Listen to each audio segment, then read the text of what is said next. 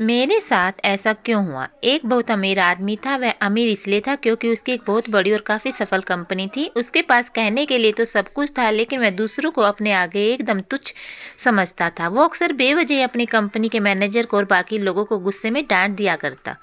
एक दिन ऐसे ही छोटी-मोटी बात पर उसने अपनी कंपनी के मैनेजर को बहुत खरी-खोटी सुनाई। बेचारा मैनेजर कंपनी के मालिक के आगे तो कुछ ना बोल सका, लेकिन बाद में फिर उसने सारा गुस्सा अपने नीचे काम कर रहे बाकी वर्करों पर निकाल दिया।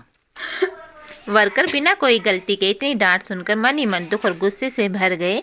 इनमें से एक कामगार ने कंपनी से बाहर निकालते समय सारा गुस्सा कंपनी के गेट कीपर पर निकाल दिया। बिना किसी वजह की डांट सुनकर निराश गेट कीपर जब घर गया तो बिना किसी बात के अपनी बीवी पर चिढ़ गया और उसने भला बुरा कहने लगा। गेट कीपर की बीवी ने अपना गुस्सा अपने टीवी देख रहे बेटे पर उतारा। वह बोली, पूरा दिन टीवी देखता रहता है, काम धंधा कुछ करता नहीं है और ऊपर से दो चमाट उसे मार दी।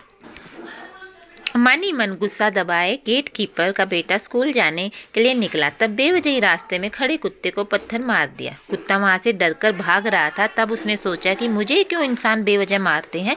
अगर इंसान ऐसे होते हैं तो मैं भी इन्हें अब तक सबक सिखाऊंगा।